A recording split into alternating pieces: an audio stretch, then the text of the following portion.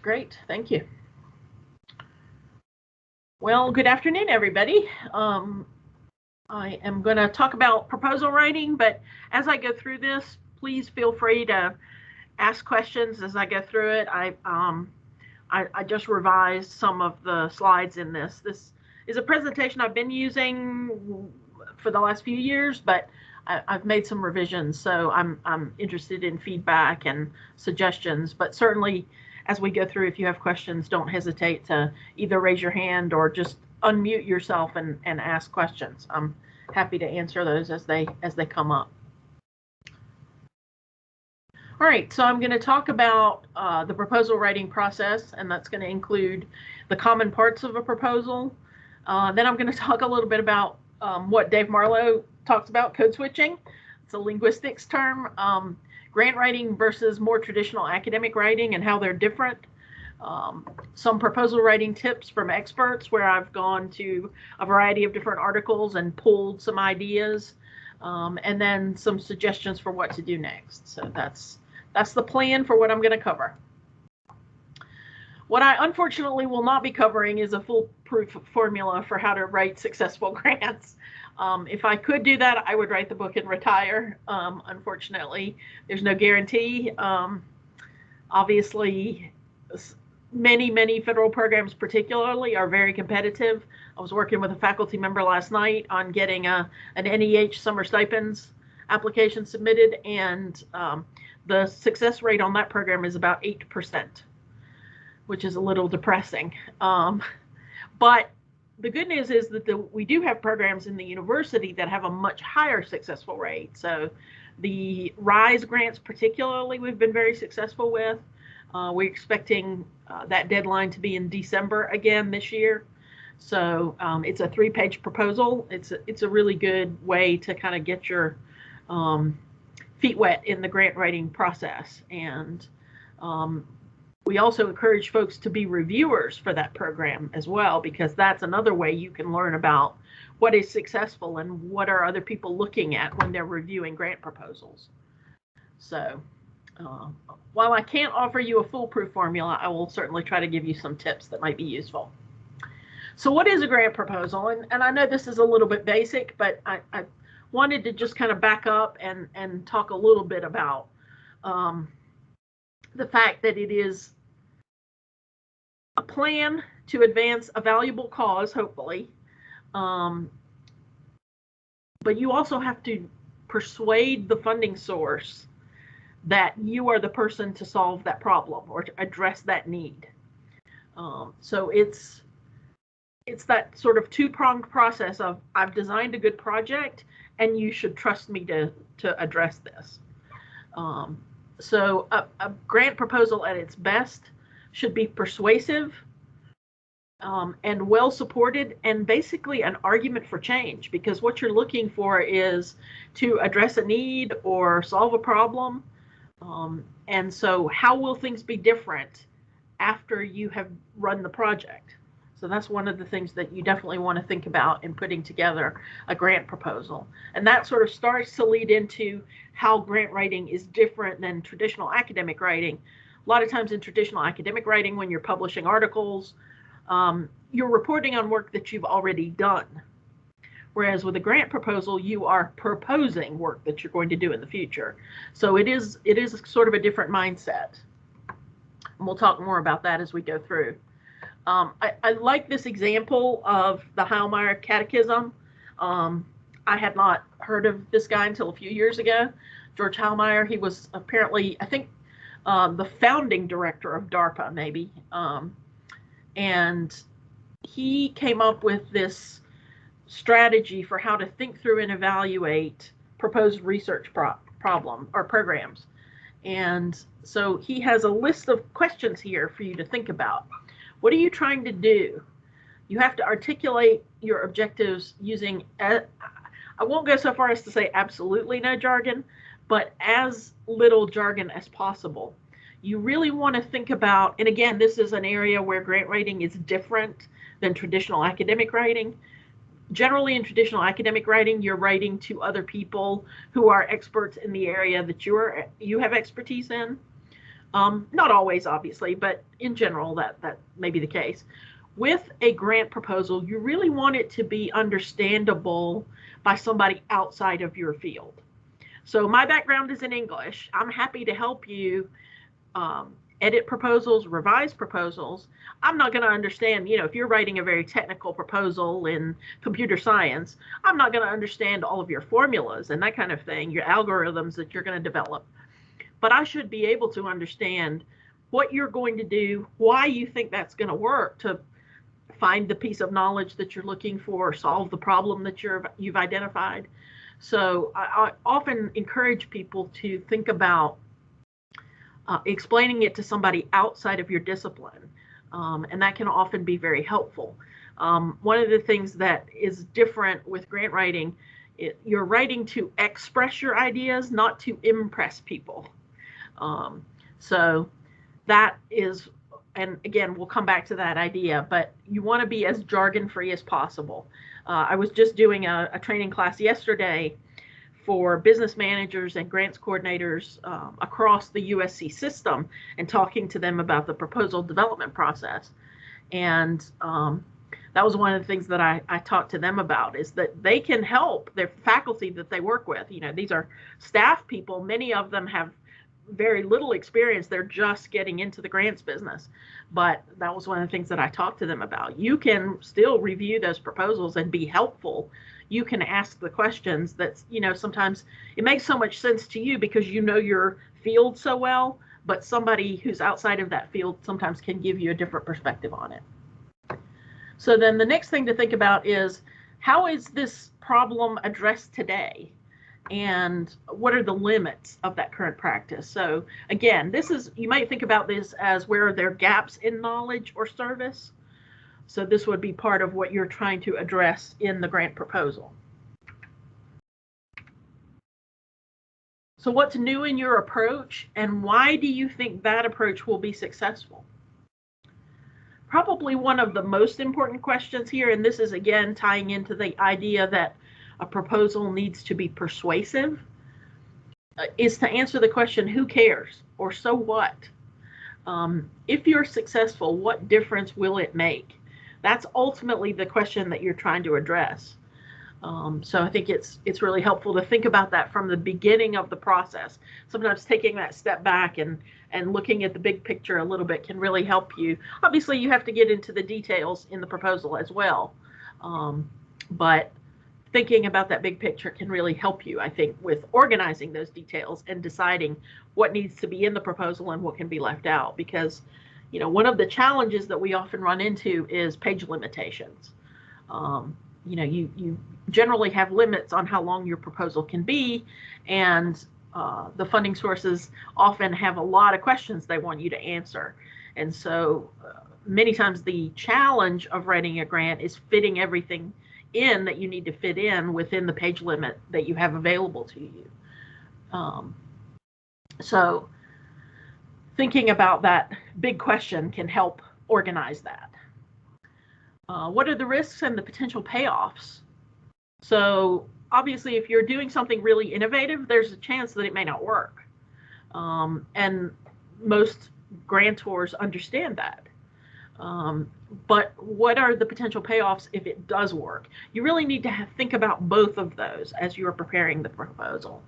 Of course, the big one, the one most everybody understands, is how much is it going to cost? A budget is always going to be part of a grant proposal, because that's basically you're asking somebody to give you money to do a project. So you need to identify in as much detail as possible what it's going to cost.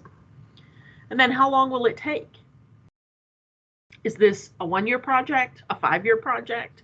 How long are you going to need to work on this to solve the problem that you've identified? And then what are the midterm and final exams? Where are the checkpoints that you're going to know whether you're on the right track or not? And how can you create a feedback loop in there so that if things are not going as you intended, you can adjust before you get to the end of the project and say, oh, well, that just didn't work out the way I thought it would. So that's, again, something to think about to build those in, particularly for a multi-year grant. It's going to be important to have those checks, because many times the funding source will only release the funding for year 2 of a project once you've reported to them on what happened in year 1. So thinking about that and building that into the proposal can be very helpful. All right, so parts of the narrative. One part is going to be an abstract or a summary, if that's allowed. If it's a longer proposal, it almost always will be. Generally, you're looking at about a page, 100 to 300 words. It can be very important. Oftentimes what happens is that there will be a review committee that scores the proposals, and then a final decision maker who decides where the cutoff is going to be on those scores. And many times that decision maker will read the budgets and the abstracts and make final decisions that way. So your abstract is a really important opportunity to make your case as strongly as you can. Generally should be the last thing that you write because you want to make sure that you know everything that you've said in the proposal before you put that abstract together.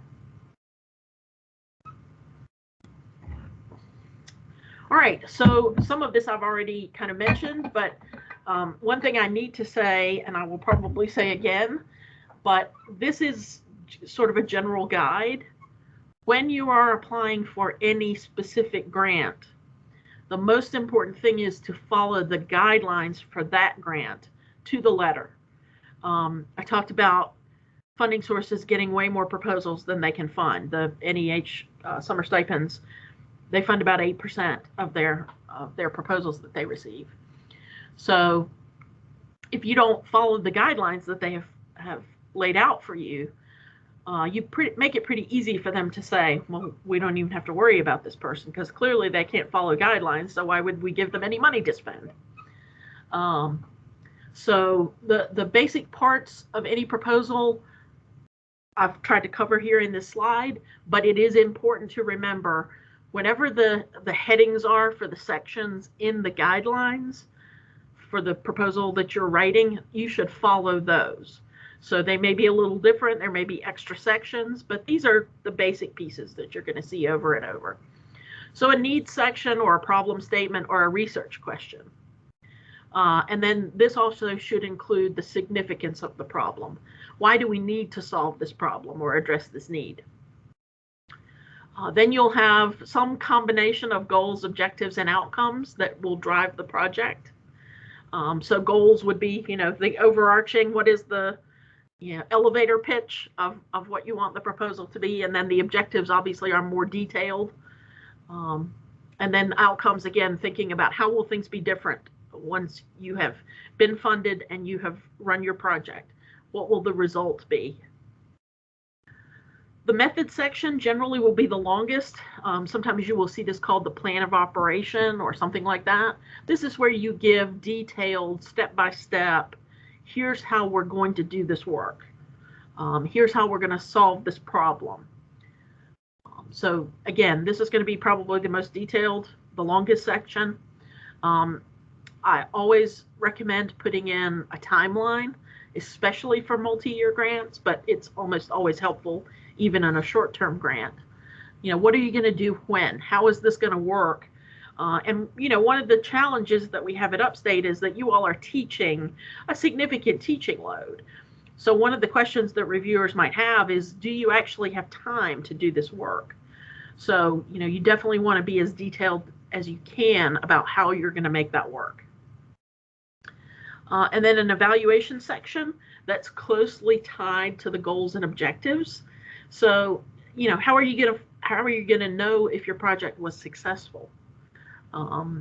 And as funding, has become so competitive, this is a section that I see reviewers putting more and more emphasis on. So you really want to be sure that you have a good evaluation section. And then, of course, the budget we've talked about. All of the whole point of the proposal is to get money. So clearly, the budget is an important part of what goes into a complete proposal. All right. So The needs section, a little bit more information. This is where you should answer that who cares or so what question. Define the problem, identify the gaps in the community, in the knowledge, whatever it is that you're trying to address. The needs statement should be where you start. And it is often the place where you're going to have a lot of data to help make the case. So I've got there the 4 fundamental features of a strong needs statement. That would include a focus on one main issue, data and comparative statistics to make the case.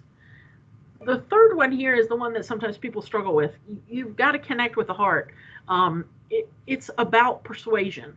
So it's not just about facts and figures. And again, this is an area where grant writing is probably a little different from more standard academic writing, because that, you've got to sell your passion for the project and convince them that you're excited to do this work. And then you want to point out to them that you have thought about what the challenges are going to be. If this was an easy problem to solve, somebody would have already solved it. So how do you highlight the hurdles to let them know that you've thought about the challenges that you may run across and how you're going to address them?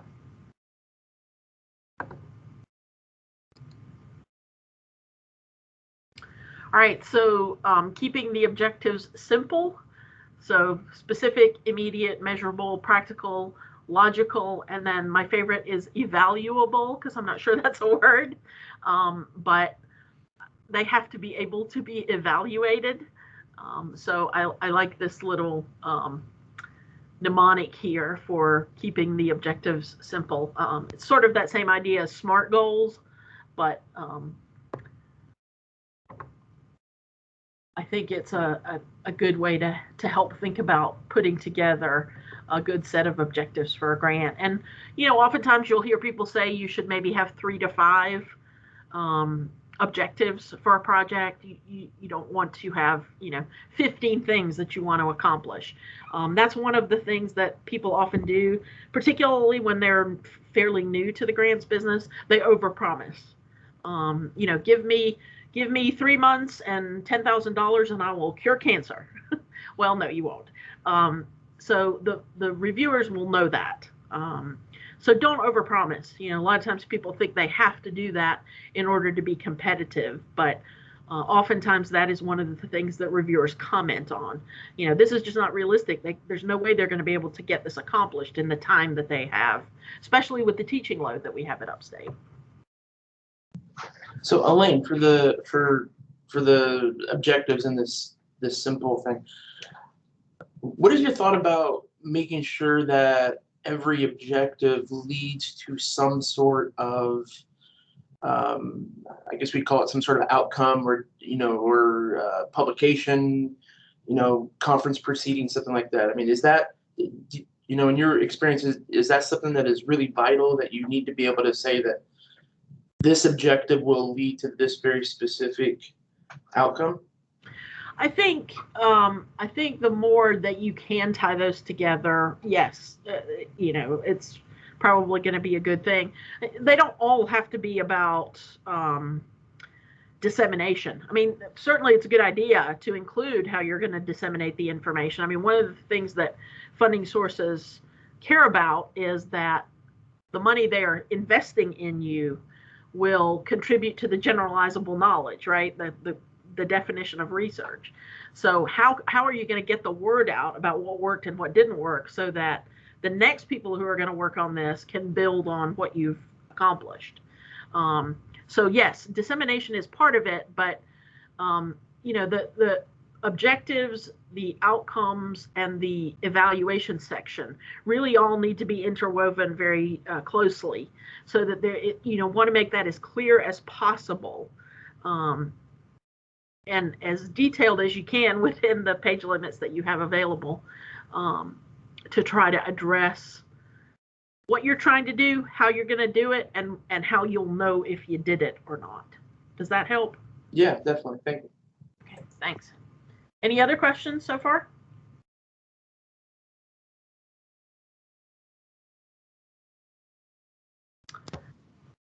Ellen, Could you explain the before the budget you have that evaluation? Could you Yes. please explain that again one more time? I have a slide on it after this one. I'll come back to it. Yeah, and talk. before this slide. Yes, I have another slide with more okay, about okay. evaluation. So I'll talk a little bit more Okay. about that in just a minute. Okay. Good question, All right, though. thank you. Mhm. Okay, so we talked about the method section probably being the longest, most detailed. So this is your plan of operation or the procedures. This is where you're going to want to talk about, those journalistic questions: who, what, when, why, how, who's going to do it, when are they going to do it, why are they doing that? You want to, as much as you can, give step-by-step sequencing and a timeline. Figures and tables can be really helpful to clarify. This is where I, want to remind you that reviewers are going to be reading hundreds of pages of proposals, and they're going to have a rubric, and they're going to be going through and saying, did they answer this question? Did they answer this question? So as much as you can do to make it easier on them to find that information, the likelier they are to be happy with your proposal. I mean, that's just human nature. So making it as easy for them to find the information, because they're, reading through your proposal for information to check off, the certain points assigned to each section of the proposal. So you want to make it as easy for them as possible to find that information. So that's where, figures and tables can help break up pages and pages and pages of text. So charts that help illustrate what you're trying to explain. And then I don't know if anybody's still watching the West Wing, but the Jed Bartlett question, what's next? Always keep thinking about what's next so that you don't leave out any steps. And again, this is, one of those things, because you know it so well, sometimes you don't think about how to explain each of the steps to somebody who doesn't know it as well as you do. So, trying to remind yourself that you need to be not skipping those important steps of how you get from A to B to C to D.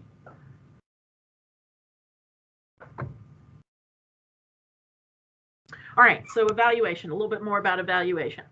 It does need to be specifically tied to the objectives section. And there should be at least one evaluation component for each objective. There may be multiple, but there should be at least one for each objective. You want to have those midterm and final exams, so ways to monitor your progress to determine if the project is being implemented as you planned, and if not, why not? Sometimes things happen. You thought intervention A was going to work, but when you tried it, it didn't. So now you're having to revise. Most of the time, this is another thing that I really want people to take away. Most of the time, the grantor will work with you to revise what you planned to do because they want you to be successful. Grant is a partnership. They want to find out the answers to these questions or problems as well. So they will work with you to help you revise. If something happens, if you have, like COVID. I mean, we have so many grants over the last couple of years that we've had to request extensions on because with COVID, people just weren't able to do the work that they had outlined in their proposals that they had submitted and been awarded for. So, a big part of the grants process too is being flexible. The other thing that's important about the evaluation piece is to keep the grantor in the loop. If you're having problems, talk to your program officer. A lot of times they may have ideas that will help you solve a problem that you've run into. You do not want the first thing they hear from you to be, oh, well, we didn't meet our goals. As soon as you see that there might be a problem with meeting those goals, reach out to your program officer and have a conversation with them. And it's always a good idea, like everything else, if you see a problem, try to not just identify the problem, but also have a potential solution that you think will work before you have that conversation with them. But definitely keep them in the loop. I mean, the grants that we have lost, some of the long-term grants that you can get year after year. That, something like Opportunity Network that we have on campus, the TRIO program. We had another TRIO program years ago. Oh gosh, this was when I first came to the university. And the principal investigator knew that they were not serving as many students as they needed to. But he didn't tell anybody. And all of a sudden, they just didn't get refunded for the next year. And so we had several people who lost their jobs as a result of that. And so I always tell people, that's a cautionary tale. You definitely want to have that conversation with your program officer, change the goals so that you can continue to work on the project. They almost always are going to work with you on that. They're not going to say, well, give us back the money. Most cases, most of the time, they want you to be successful. They want to work with you to contribute to the generalizable knowledge. So keep them in the loop. Does that help? Does that answer a little bit more about what you wanted to know about evaluation, or do you have other questions?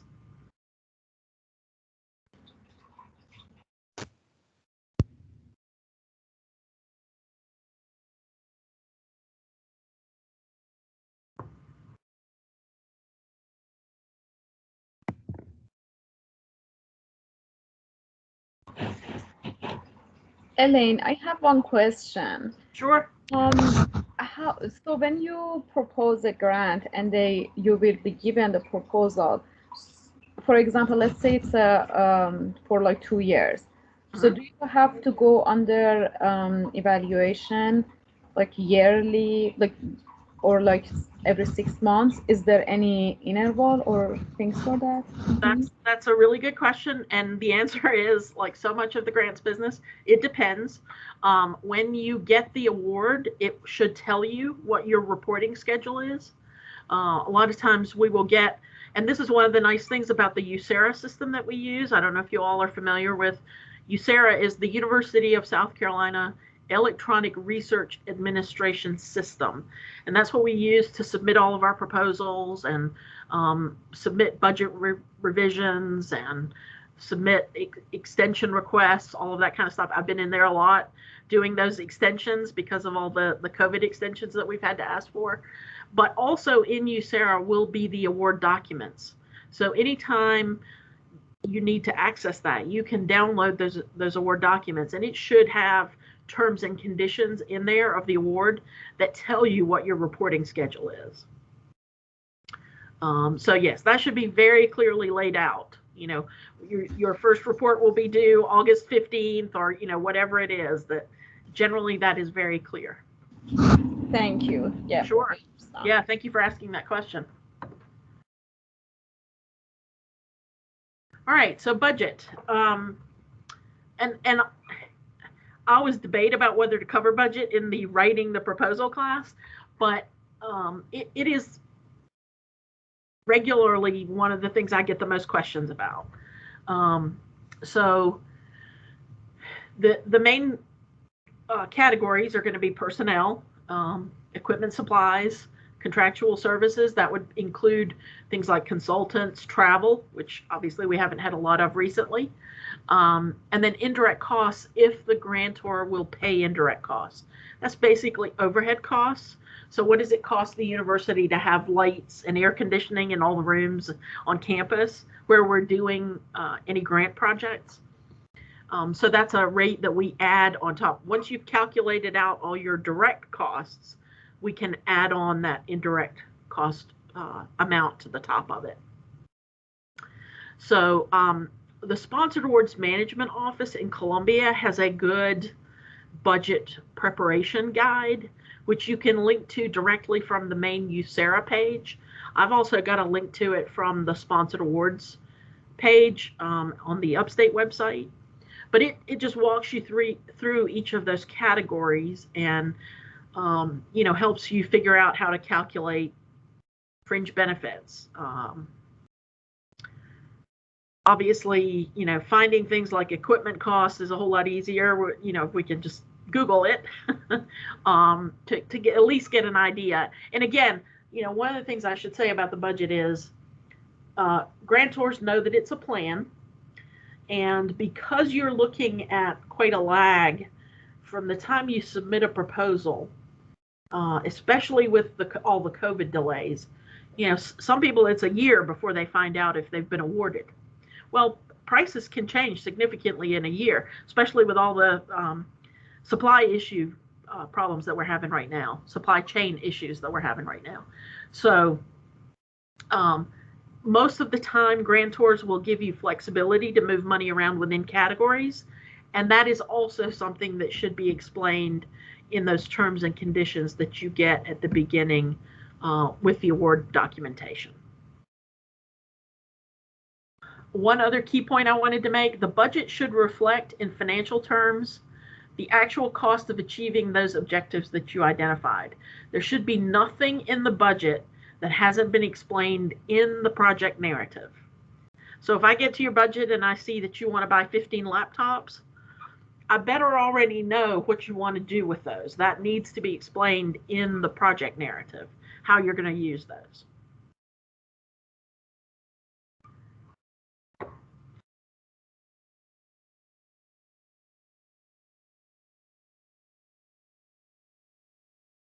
I tried to find a few little funny grant related humor items. So I sort of like this one.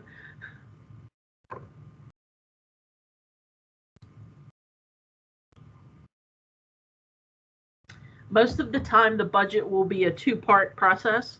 There will be a budget form. Sometimes it's an Excel file or something that looks like an Excel file. And then there's also usually a budget narrative or a budget justification where you explain those numbers that are on the spreadsheet or the form.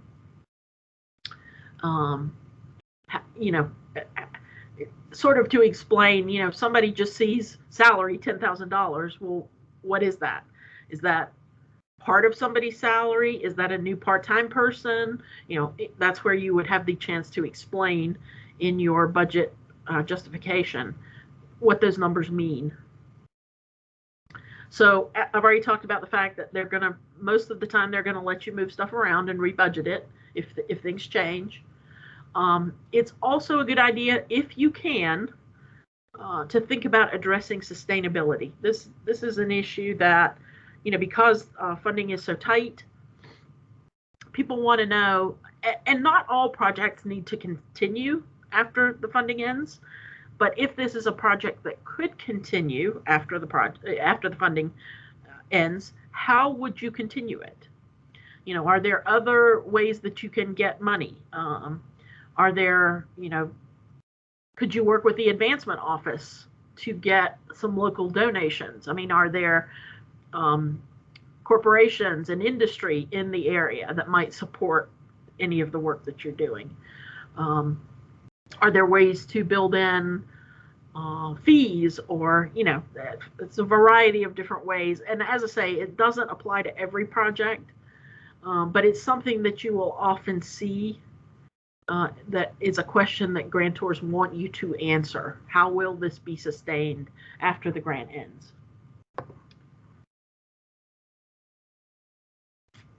Okay, just a little bit of, sort of an example of the differences between sort of the more traditional academic writing versus grant writing. This is, I think it's helpful, but it's obviously a little, it's a little dated for one thing. This is an article from 2007, but I think the main points of it are still very, very valid. So generally, when you're doing academic writing, you're talking about something that you have an individual passion for. Oftentimes in grant writing, it needs to be more externally focused. So how are you going to provide services to people or provide important knowledge? Solving that problem. Obviously, it will help you in your career, and that's expected and understood, but that's not the only goal. So just having that sort of externally focused service attitude versus, my individual areas that I'm passionate about. I already talked about, for academic writing, generally you're talking about work that you have already done. But for grant writing, you're talking about work that will be done if you get the funding. So the difference here between theory and thesis versus objectives and activities, it's not a huge difference, but I think it's just sort of a different way to package a lot of the same information. And, that's something I say all the time. All grants are about how you package the information. You want to speak the grant writer's language, or the funder's language. So, however they, if there are words that they use over and over again in the guidelines, you should probably use those words in your proposal. I was just having a conversation with one of my colleagues in the Columbia campus. She's in the School of Engineering. She's the grants person for the School of Engineering in Columbia, and she was talking about that, the importance of getting folks on board with that approach to, how to go forward with this. So it's an ongoing issue, but something we always want to think about as we're putting together proposals. So the difference between expository writing and persuasive writing, explaining versus selling, I think is a big difference, and something that sometimes can be a challenge.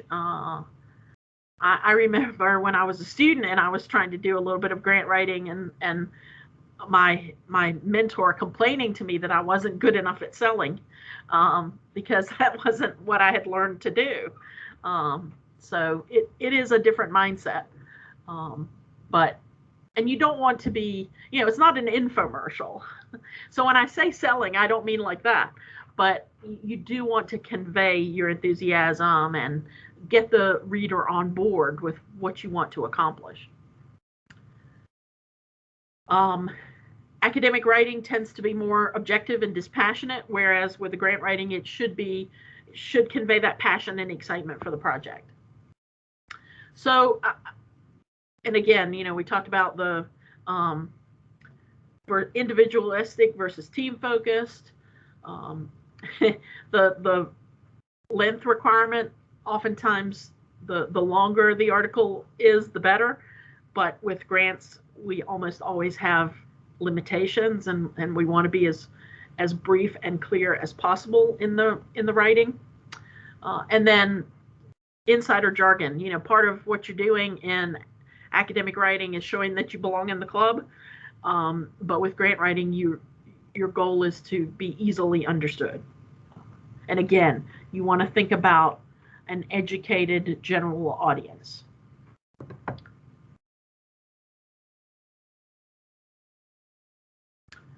Just another funny, sometimes the success rate for resubmitted proposals is higher than for first-time submissions. So many times the best thing you can do is take the feedback that you get if you don't get funded, and obviously it's disappointing if you submit a proposal and you've put all that work into it and you don't get funded.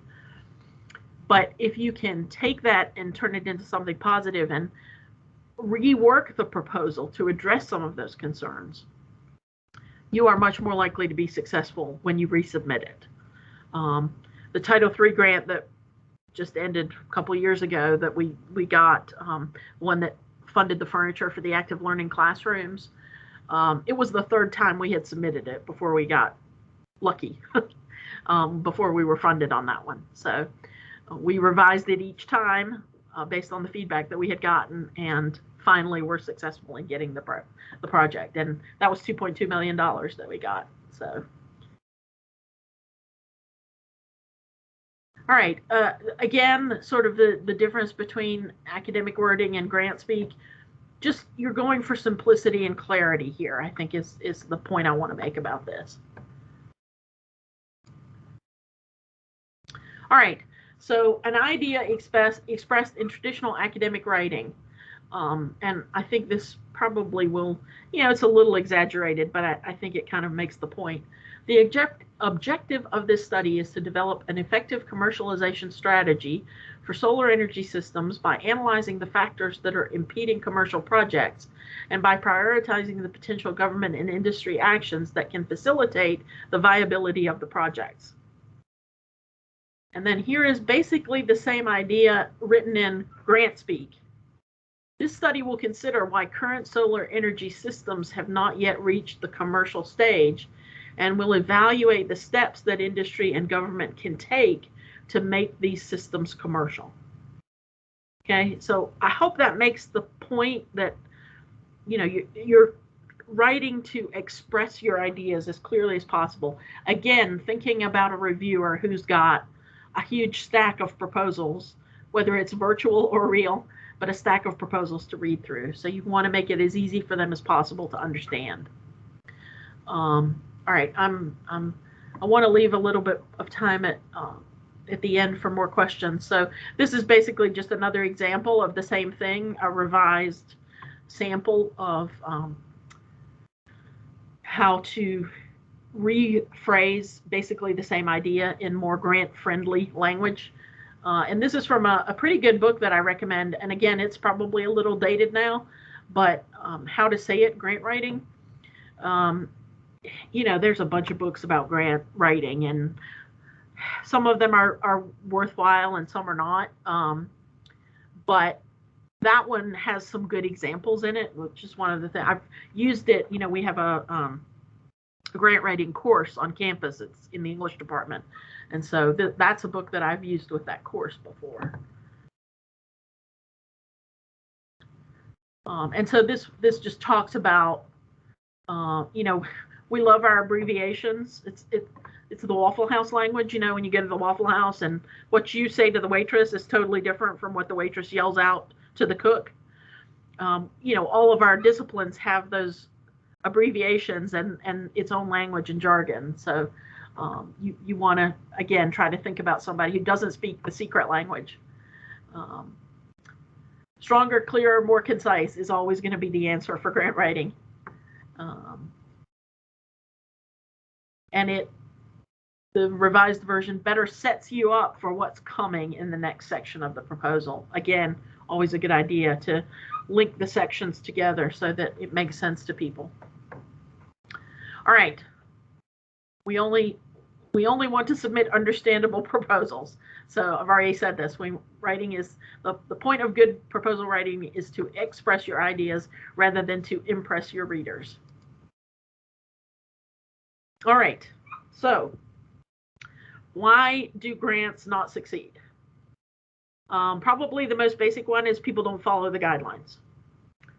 And, you know, that's just an easy way for them to throw you out of consideration.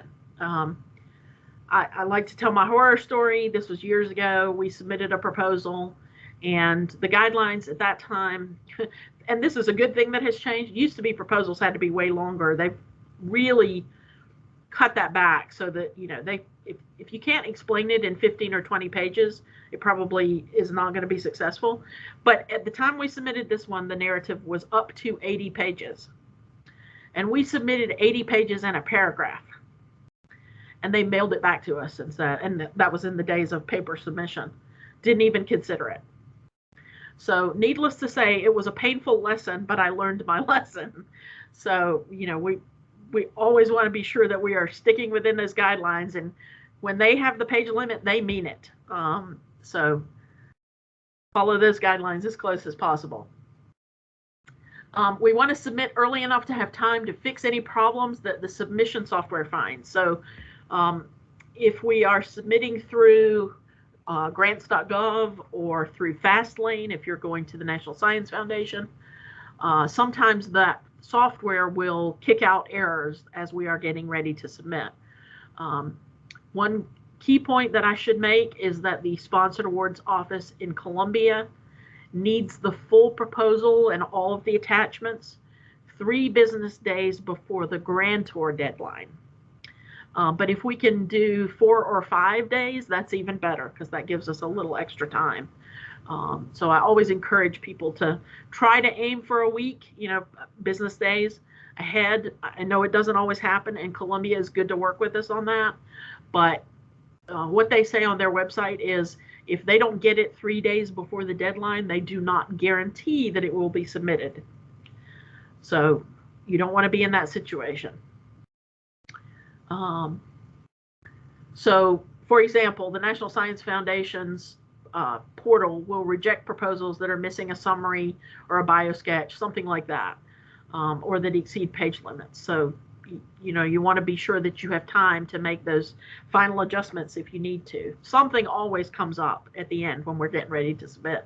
I just had one that we submitted to Columbia, and we had a consultant written into the budget, and we had submitted a letter from the consultant that he was willing to do this work, and it was going to be these semesters, and the amount we were going to pay him. Well, there was one sentence that Columbia was adamant we had to have in the letter. So we had to go back to the consultant and say, would you mind revising the letter? So fortunately, we were far enough ahead of the deadline that we had time to do that. He got us the revised letter, and we got everything submitted. So that's why we want to be ahead of schedule if we possibly can. Grants.gov, which is the portal that we use for submitting a lot of our proposals, it does a basic error check, but it's not as picky as the FastLane system or research.gov for the National Science Foundation. Talked about that. I know that these can be frustrating. Believe me, I understand. But it really is the only way to get the money. You kind of have to jump through the hoops in order to be successfully funded. So it's worth it if you can get all that money. But one of the things that our office is here to do is to try to help and make that as easy as possible. So one of the things that we can do is complete all the forms in USERA or in grants.gov, to help you with that process so that it's not quite so tedious for you.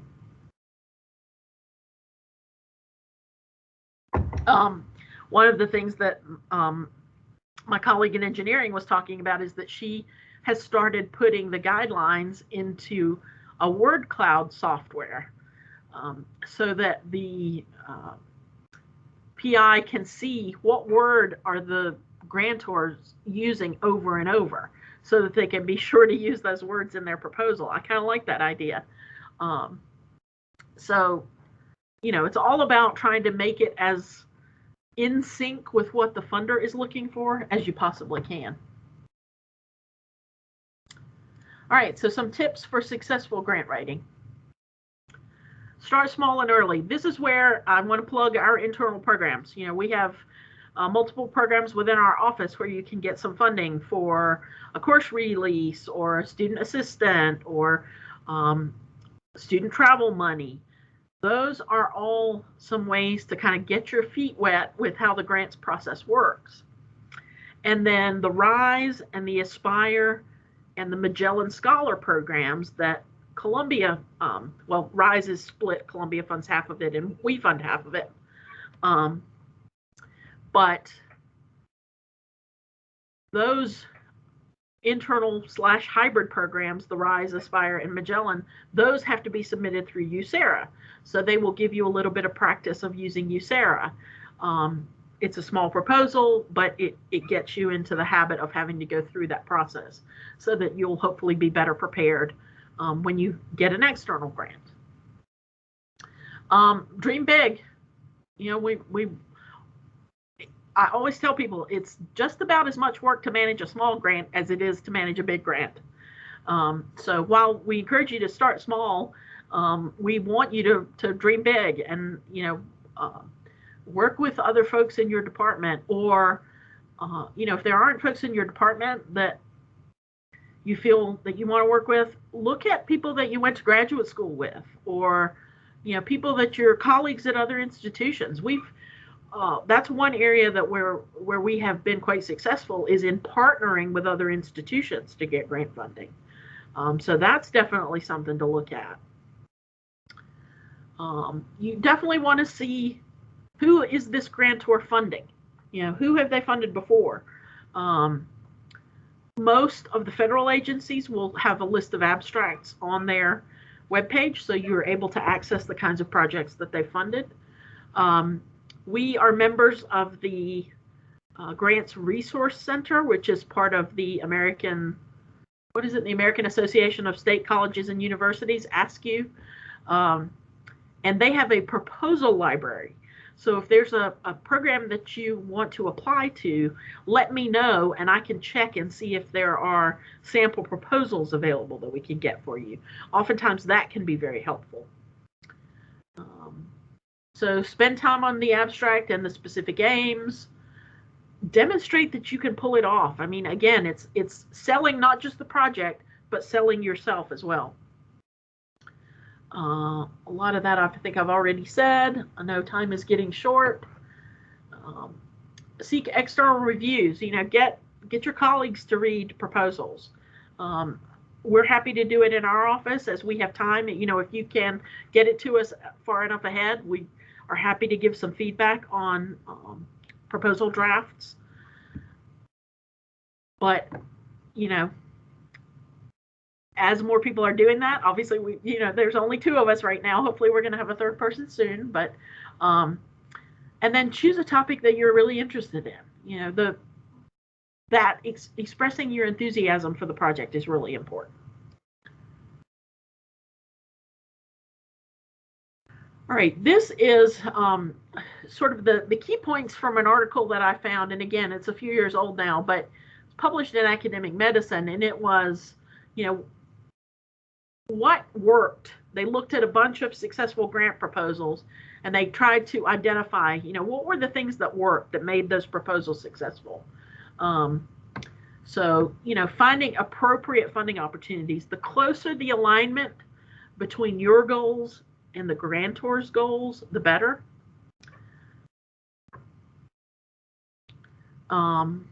You know, persuasion, again, I've said that quite a few times. Be clear, be concise, and then seek review and feedback from colleagues.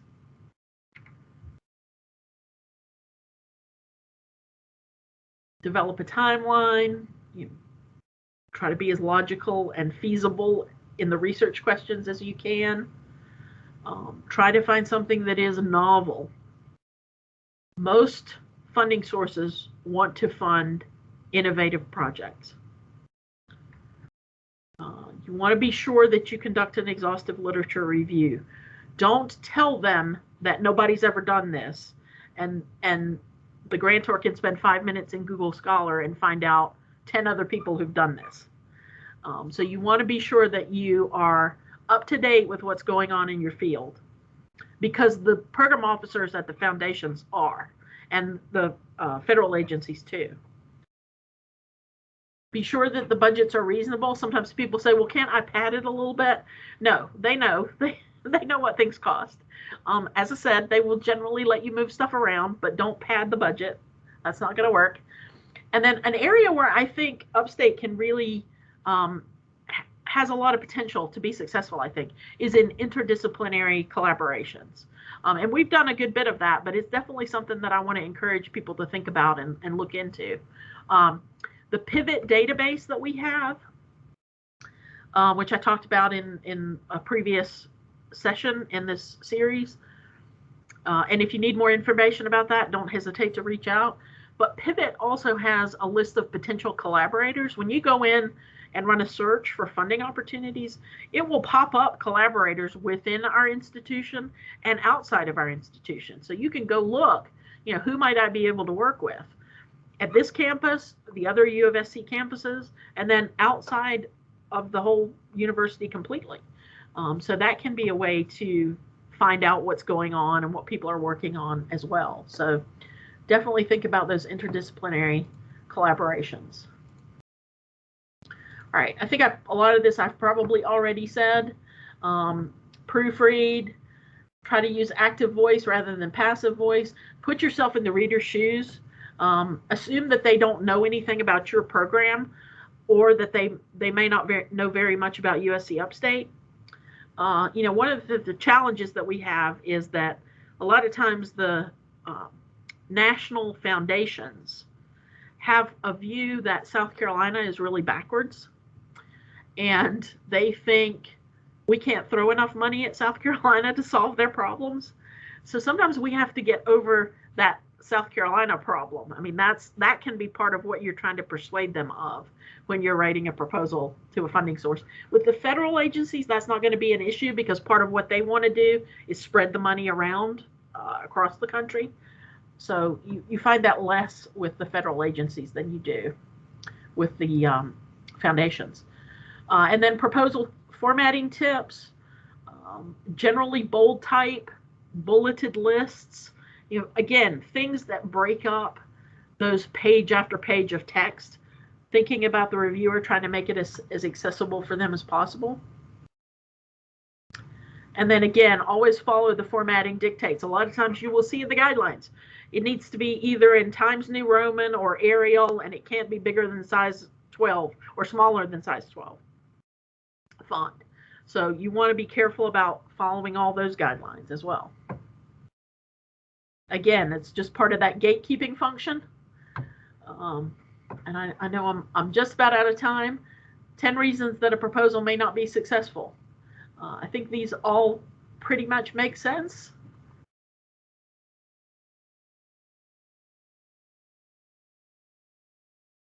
And again, remember that it is competitive. Don't be discouraged if you are not successful at first.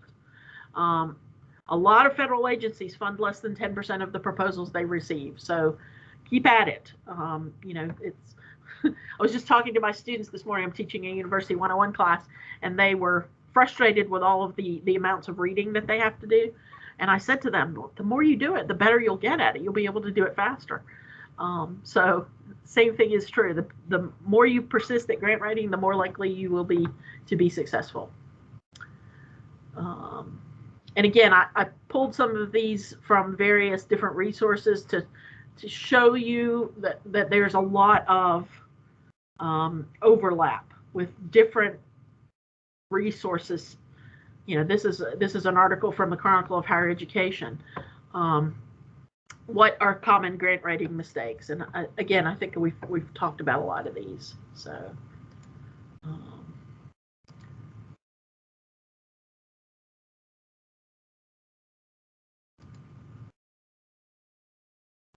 All right, so I've already talked about the 3 days. Make sure that we get it to Sponsored Awards Management, SAM, at least 3 days before the grantor deadline. Make sure everything is in the order and the format described in the guidelines. Proof the narrative and budget one more time. Pretty much every proposal at the deadline, I always say, oh, if we had just one more day. So that's always going to be the case, but the more we can back up from that deadline, the more likely we are to all be happy with the proposal that goes in. And then if you get funded, I can meet with you and talk through the terms and conditions with your award, show you how to track your expenses. In our office, we send out monthly statements for all the grant awards and a list of payroll, everybody who's being paid from the grant. So those come out on a regular basis to everybody who has a grant. But we will be glad to teach you how to access that and look at that information anytime you want to. You don't have to wait for us. And then if you are not funded, you want to get the feedback from the reviewers and resubmit. As I said, you're more likely to be successful on a resubmit. All right, so I had a lot of information there. I'm sorry that I have fire hosed at you for an hour, but I'm happy to answer any questions anybody has.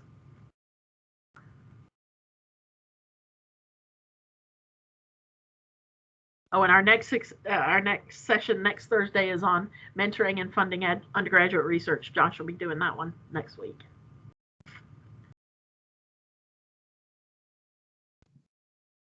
I will say that our the RISE, I guess, call for proposals should be coming out tomorrow on Friday. So I'll be sharing that with everyone. So that should be, and what you said before is correct, that they're keeping kind of a mid-December deadline. We'll know tomorrow exactly what that is, but that is looking up. And that's kind of just to, I guess just kind of reinforce or kind of, follow up with what Elaine said is like my experience with grant writing is, really kind of that starting small and kind of building up, getting, looking for some of those internal programs, getting some of those small wins, some of the small successes, building up some momentum. And the other thing too to kind of think about is that you can kind of scaffold those projects kind of together, because almost to kind of think about it, like if you were going for, like a fairly large grant, well, one small component of that might be, like one of those objectives might actually be maybe the topic for the RISE application. Yeah. And then you can think, well, to be able to do that part, maybe I could apply for a course release. So then that course release could maybe be a little segment of that RISE. So that's kind of one way to kind of think about how to kind of scaffold it. So if, like, let's say you submit like a course release, like, it's actually due next week. So if you put in a course release, well, that could get you started on your RISE application due in December, and it can kind of build, and that's where you get that kind of momentum. Because, they can be, it can be kind of a pretty big task when you start looking at it, when you have that 3 to 5 to sometimes 10-page proposals. It's like, where do I start and how do I get going? But I think that, I think there's a lot of opportunities to use the small internal awards, to use that as a place to get started, to get you to build you that momentum. Yeah, I mean, that's, I think part of the whole justification for having those is and it doesn't always have to lead to external funding, but we love it if it does. I mean, the internal programs are there to support your scholarship, regardless of whether it leads to external funding. But oftentimes you can use that as a springboard to get external funding. At least we hope. And one thing I guess I'd mention is that I think that you'd mentioned earlier in your presentation about time, and especially when after we're at a PUI, that might be a very fair sort of critique coming back. You got a great idea, but we don't know if you're actually going to have the time and the ability to do this.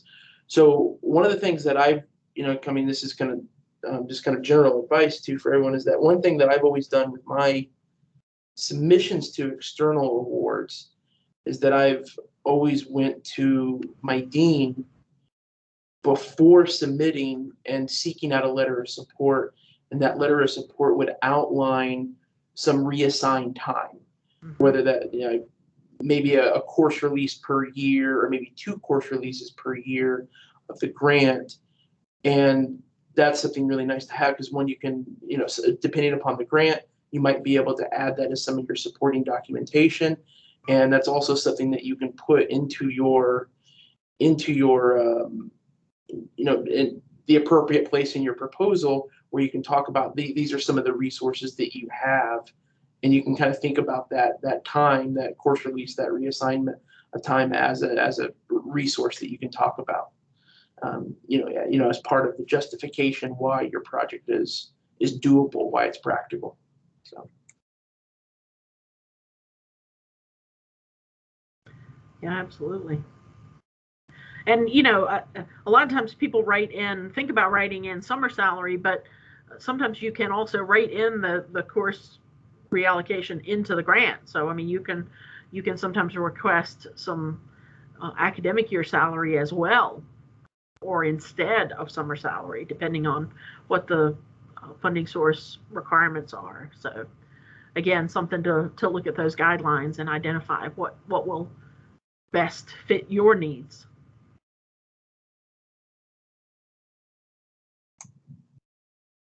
Well, thank you, Elaine. I think I'm going to stop the recording here. All right.